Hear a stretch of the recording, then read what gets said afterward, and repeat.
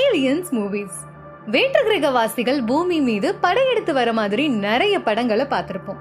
அதுல அறிவியல் புனை கதைகளை தெளிவாக கையாண்ட முக்கியமான சில படங்களின் பட்டியல நம்ம இந்த வீடியோல பார்க்கலாம்.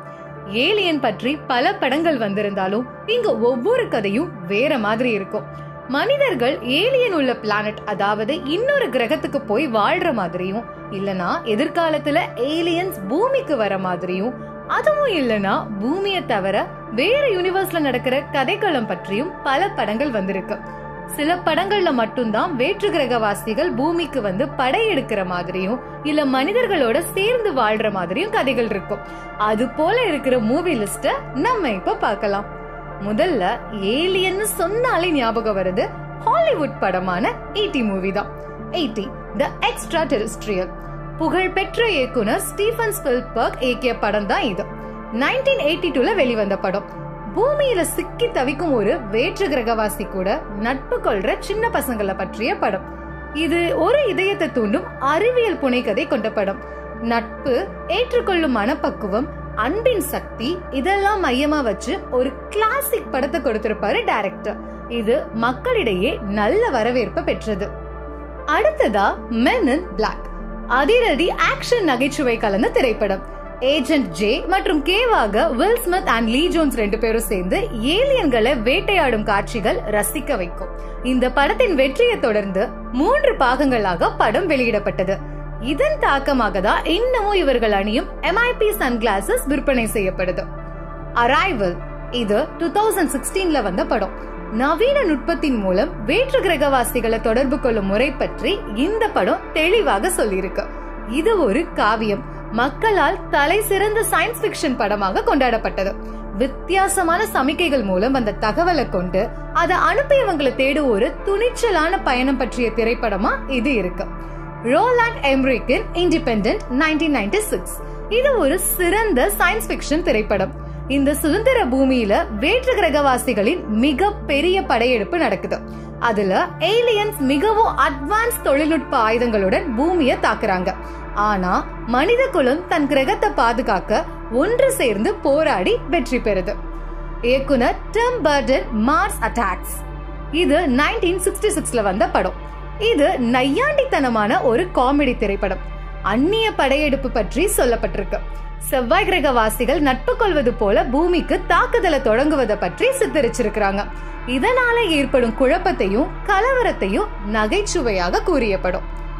Edge of Tomorrow 2014. வேற்று கிரகவாசிகளின் படைய ஒரு ராணுவ குழுவாக சேர்ந்து ஹீரோ போராடும் படமாக இது இருக்கு. இந்த திரைப்படத்தின் கதாநாயகனாக டாம் க்ரூஸ் இடம்பெற்றிருக்கிறாரு. இதுவே இந்த திரைப்படத்தின் பெரிய வெற்றிக்கான காரணம். ஹாலிவுட்ல மட்டும்தான் இப்படியா, இந்திய சினிமால எதுவும் இல்லையா அப்படின்னு கேள்வி கேட்கிறவங்களுக்கு பாலிவுட்லயும் ஏலியனின் பங்கு கொஞ்சமா இருக்கு. ஆனா இந்த படம்லாம் ஹாலிவுட் போல இல்லாம வேற்றுவாசிகளை நம்ம சமுதாயத்திற்கு ஏற்ற மாதிரி சித்தரிச்சிருப்பாங்க. வேற்று கிரகவாசிகள் பற்றிய முதல் இந்தி திரைப்படமான வஹான் கே லாக் 1967ல வந்திருக்கு. செவ்வாய் கிரகவாசிகள் பூமியை ஆக்கிரமிப்பது போல காட்டியிருக்காங்க. அடுத்ததாக கல் மில் கயா 2003. இது ஒரு முக்கியமான திரைப்படம். ஜாடு என்கிற ஒரு வேற்று கிரகவாசி பூமியில இறங்கி ஒரு அசாதாரண சக்திய சாதாரண மனிதனுக்கு கொடுக்கிற கதைய பற்றியதுதான் இந்த படம். இதுல நடிகர் கிருத்திக் ரோஷன் நடிச்சிருக்கிறாரு. பிற்காலங்கள்ல இத தொடர்ச்சியா வச்சுதான் கிறிஷ் எனும் சூப்பர் ஹீரோ படமும் வந்திருக்கு. அடுத்ததாக ஜோக்கர். இது 2012ல வந்த படம். ஒரு கிராமத்துல வேற்று கிரகவாசிகள் பற்றிய வதந்திகள் உண்மையாக மாறுது. அந்த கிராம மக்கள் அதை எப்படி சமாளிக்கிறாங்க அப்படின்றதுதான் கதை. இதுல அக்ஷய் குமார், சோனாக்ஷி சின்ஹா நடிச்சிருக்காங்க. அடுத்ததாக பிகே. மனிதர்களை பற்றி ஆய்வு செய்ய பூமிக்கு வரும் ஒரு வேற்று கிரகவாசியாக இதுல அமீர் கான் நடிச்சிருக்கிறாரு. ஆனா அவர் பூமியில சிக்கிப்பாரு. இங்க மக்களால பின்பற்றப்படும் கடவுள் சார்ந்த நம்பிக்கைய வேடிக்கையாக காட்டியிருப்பாங்க. சரி, இந்தியில இத்தனை படம் இருக்கு, தமிழ்ல ஏதாவது படம் இருக்கா அப்படின்னு கேட்டீங்கன்னா இல்ல என்பதுதான் பதில். ஆனால் விரல் விட்டு எண்ணும் அளவுக்கு இந்த மாதிரி கதைக்களம் கொண்ட படங்கள் இருக்கு. சமீபத்துல சிவகார்த்திகேயன் நடிச்சு வெளியான அயலான் படம் ஒரு விதத்துல ஏலியன் பற்றி இருந்தாலும் அது பேசுற அளவுக்கு இல்ல. ஆனா தமிழ் சினிமாவில முதலில் வெளிவந்த வேற்று கிரகவாசி பற்றிய திரைப்படம் பற்றி உங்களுக்கு தெரியுமா?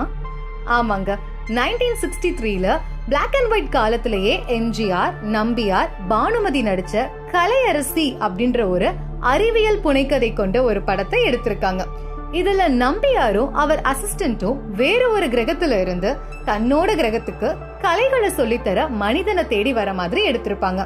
இதுல எம்ஜிஆர் டூயல் ரோல் பண்ணியிருப்பாரு. இந்த மாதிரி அட்வான்ஸான ஒரு திரைப்படம் தமிழ் சினிமாவில அப்பவே எடுத்திருக்காங்கன்னா அது ரொம்ப பெரிய விஷயம்தான். அன்னைக்கே இந்த படத்துக்கு பெரிய அளவுல வரவேற்பு கிடைச்சிருந்தா இது மாதிரியான நிறைய படம் நம்ம தமிழ் சினிமாவில பாத்திருக்கலாம். அப்போ இந்த படத்தை மக்கள் வரவேற்கல. அதனால இந்த மாதிரி சப்ஜெக்ட் எடுக்க தமிழ் சினிமா இன்னமும் தயங்கிட்டு தான் இருக்கு. நம்ம லிஸ்ட்ல பார்த்த படம் எல்லாமே முக்கியமாக ஏலியன் படங்கள் தான்.